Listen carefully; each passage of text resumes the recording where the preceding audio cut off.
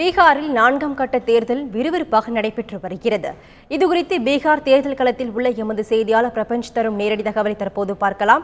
பிரபஞ்ச், சொல்லுங்க, மாவோயிஸ்ட் ஆதிக்கம் மிகுந்த பகுதிகளில் வாக்குப்பதிவு எப்படி நடைபெற்று வருகிறது, இது பற்றி சொல்லுங்க. நீங்கள் தொடர்ந்து பார்த்தீங்கன்னா நம்ம தந்தி டிவி மாவோயிஸ்டோட பெல்ட்னு சொல்லுவாங்க. எதுன்னு பார்த்தீங்கன்னா முசாஃபர்பூர், மீனாப்பூர், போச்சஹான், சியோஹார், சீதாமரி அண்ட் குறிஞ்சி, இதெல்லாம் மாவோயிஸ்டோட பெல்ட்னு சொல்லுவாங்க. அதையும் சியோஹாருங்கிறது தான் ஹார்ட்லேண்டுன்னு சொல்லுவாங்க, மையப்பகுதி. அங்கே தான் அவங்க அதிக லெவலில் இருக்காங்க. ஸோ இங்கெல்லாம் அச்சுறுத்தல் இங்கே அதிகமாக இருக்குது. ஸோ நம்ம என்ன பண்ணோம்னா இந்த எல்லா இடத்துக்கும் ட்ராவல் பண்ணி போனோம். இங்கே உள்ள போலிங் எப்படி இருந்ததுங்கிறத பார்த்ததில் சுமூகமாகவே எல்லா இடத்துலையும் நடக்கப்பட்டுருச்சு. இப்போ டோட்டலாக நம்ம பார்த்தோம்னா இங்கே உள்ள போலிங் பர்சன்டேஜ் கிட்டத்தட்ட 60% எட்டியுள்ளது. அதே போல் பார்த்திங்கன்னா நம்ம எலெக்ஷன் கமிஷன்கிட்ட கேட்டோம், இந்த மாதிரி இந்த போலிங் பர்சன்டேஜ் எப்படி உங்களுக்கு என்ன மாதிரியான சைன்ஸ் உங்களுக்கு தருதுன்றது கேட்டபோது அவங்க சொல்கிறாங்க, இது ஒரு நல்ல சைன் தான். நிறைய பேர் நாங்கள் அவேர்னஸ் க்ரியேட் பண்ணதுக்கு நிறைய பேர் எங்களுக்கு இங்கே வெளில ஓட்டு பதிவு பண்ணியிருக்காங்க. ஆனால் போதிய அளவுக்கு பண்ணலை. ஏன்னா போன வருஷத்தை ஒப்பிட்டு பார்க்கும்போது இந்த வருஷம் அதை விட கொஞ்சம் குறைவாகவே இருக்குது அப்படிங்கிறத வருத்தம் வேறு தெரிவிச்சிருக்காங்க.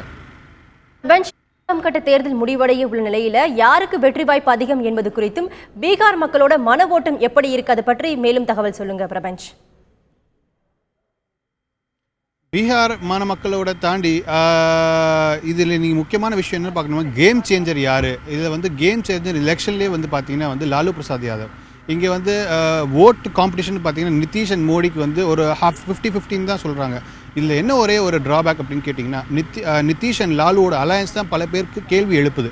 ஏன் அப்படின்னா லாலு ஒரு ஸ்டேபிளான ஒரு அலையன்ஸில் இருக்க மாட்டார், நிதிஷ் கூட இருக்க மாட்டார். தேர்தல் முடிஞ்ச உடனே வெற்றி பெற்றால் அதில் ஒரு பெரிய அளவில் ஒரு இம்பேலன்ஸ் கொண்டு வந்துருவாருன்ற ஒரு ஐயம் மக்கள் மேலே இருக்குது. ஸோ அதனாலவே மக்கள் நிதிஷ்குமாருக்கு போதிய அளவுக்கு வாக்களிக்க மாட்டேன்றாங்க.